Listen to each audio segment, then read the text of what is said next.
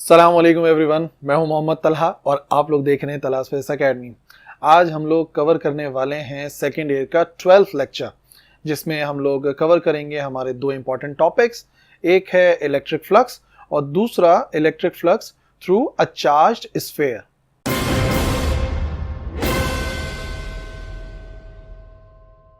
तो सबसे पहले नजर डाल लेते हैं इलेक्ट्रिक फ्लक्स की डेफिनेशन पर।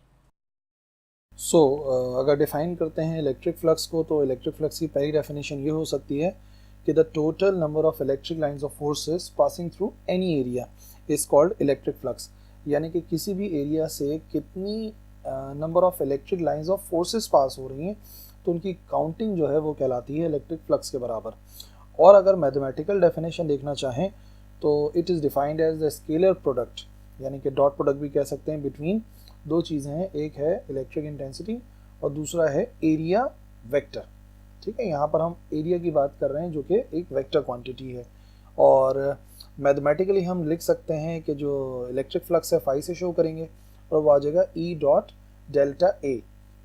और डॉट प्रोडक्ट की प्रॉपर्टी ऑलरेडी हमें पता है कि अगर हम उसको लिखेंगे तो ए डॉट भी बराबर होता है ए बी कॉस थीटा, तो आ जाएगा ई डेल्टा ए कॉस थीटा। लेकिन यहाँ पर जो सबसे इंपॉर्टेंट बात है ना समझने वाली, वो ये है कि एरिया तो एक स्केलर क्वांटिटी है, बट यहाँ पे हम कह रहे हैं एरिया वेक्टर। तो आखिर इस एरिया की डायरेक्शन क्या होगी?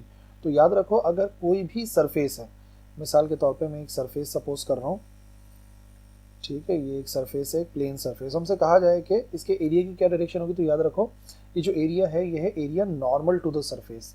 जो भी सरफेस है उसका जो नॉर्मल बनेगा उस डायरेक्शन में हमारा आ जाएगा एरिया वेक्टर। ठीक है ना। अगर फॉर एग्जांपल आप सपोज करो in case of a sphere, तो स्फेयर की जो डायरेक्शन होगी एरिया की वो होगी हमेशा आउटवर्ड, क्योंकि उसके नॉर्मल बात करनी है। ठीक है ना। इसी तरीके से अगर कोई सरफेस है और वो है एक सिलेंड्रिकल सरफेस, अगर वो एक सिलेंड्रिकल सरफेस है तो फिर इस कैप की डायरेक्शन इस तरफ होगी, ठीक है ना, क्योंकि नॉर्मल बनाना है। और अगर यहाँ से देखा जाए टॉप से तो वो होगी अपवर्ड, यानी कि वाई एक्सिस में। और ये फ्रंट से देखा जाए तो वो जेड एक्सिस में होगा, यानी कि आउटसाइड द स्क्रीन। बिल्कुल नीचे से देखा जाए तो वो हो जाएगा वाई एक्सिस डाउनवर्ड। लेकिन जो एरिया वेक्टर है इसका मतलब है इसकी डायरेक्शन होगी नॉर्मल टू द सरफेस। तो मैक्सिमम फ्लक्स अगर हम फाइंड करना चाहते हैं तो मैक्सिमम फ्लक्स के लिए एंगल कितना होना चाहिए, तो एंगल होना चाहिए 0 डिग्रीज। ठीक है, तो देखो यही एक सरफेस है, ये सरफेस बनी हुई है, ये एक सरफेस को शो कर रहा है, ये एक सरफेस है। ठीक है, और ये जो इलेक्ट्रिक लाइंस ऑफ फोर्सेस हैं वो उसके उसी एंगल पर पास हो रही हैं जिस एंगल पर उसका नॉर्मल बनेगा, यानी कि दोनों के दरमियान में जो एंगल बनेगा वो हो जाएगा 0। यानी कि एक सीधी सरफेस है, ठीक है, और उसका बनेगा, जैसे फॉर एग्जांपल अगर ये एक्स एक्सिस में रखी हुई है तो जो नॉर्मल बनेगा वो बनेगा जेड एक्सिस में, और ये जो इलेक्ट्रिक लाइंस ऑफ फोर्सेस है ये भी जेड एक्सिस में, यानी कि दोनों के दरमियान का एंगल बनेगा 0। तो मैक्सिमम लाइंस गुजर सकती हैं उस सरफेस से। तो cos 0 पुट करेंगे इक्वेशन नंबर 1 में, तो ये cos 0 बराबर हो जाएगा 1 के, और 1 से मल्टीप्लाई करके हमें आंसर मिल जाएगा ई डेल्टा ए। तो इसका मतलब फ्लक्स होगा मैक्सिमम, ठीक है, अगर सेम डायरेक्शन में है एरिया और इलेक्ट्रिक इंटेंसिटी। और मिनिमम फ्लक्स को अगर देखें तो मिनिमम फ्लक्स का मतलब हो गया, फॉर एग्जांपल ये रखी हुई है एक सरफेस जो कि है लेट से एक्स एक्सिस के अंदर, तो ये जो लाइंस ऑफ फोर्सेस पास हो रही हैं ये भी एक्स एक्सिस में ही हो रही हैं। और ये जो नॉर्मल होगा इस प्लेन सरफेस का, अगर ये वाकई एक्स एक्सिस में रखा हुआ है तो ये नॉर्मल होगा आउटसाइड द स्क्रीन, यानी कि जेड एक्सिस में। ठीक है, जेड एक्सिस में होगा तो एंगल कितने डिग्री बनेगा, एंगल बनेगा 90 डिग्री। जेड एक्सिस और एक्स एक्सिस के दरमियान में जो एंगल बनता है वो होता है 90 डिग्री, क्योंकि जेड एक्सिस है एक्चुअली बाहर की तरफ।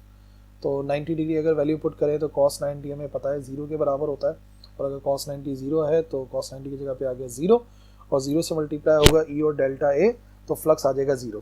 यानी कि अगर इलेक्ट्रिक इंटेंसिटी और नॉर्मल टू द सरफेस के दरमियान जो एंगल बन रहा है वो 90 डिग्री है, तो फ्लक्स होगा मिनिमम।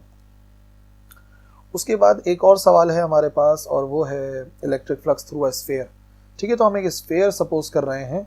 ठीक है, यहाँ पे एक स्फीयर है जिसकी इलेक्ट्रिक, जाहिर सी बात है अगर कि उस सरफेस के ऊपर चार्जेस हैं तो वो होगा normal to the surface electric intensity, और एरिया वेक्टर भी नॉर्मल टू द सरफेस ही होगा।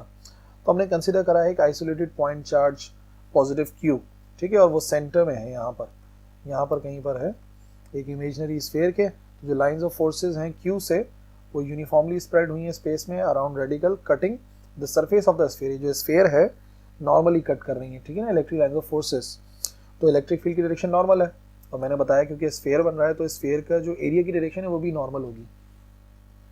तो इस केस में अगर मुझे फ्लक्स पास करना है थ्रू द स्फीयर तो पता है फाई बराबर होता है ई डॉट डेल्टा ए के, और डॉट प्रोडक्ट में वैल्यू होती है E delta A cos theta.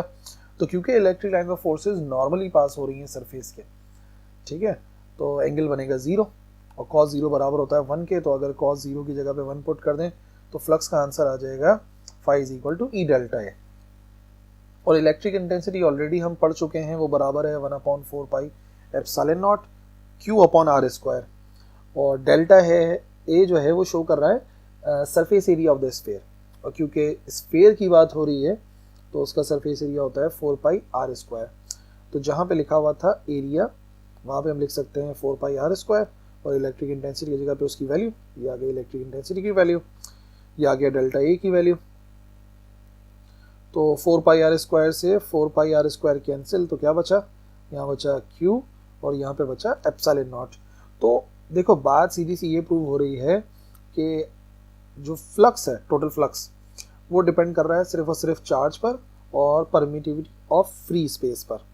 तो actually permittivity of free space तो कांस्टेंट वैल्यू है, तो डिपेंड कर रहा है चार्ज पर, और ये इस चीज़ पर डिपेंड नहीं करता कि इसके अराउंड हमने स्फीयर सपोज किया है क्या।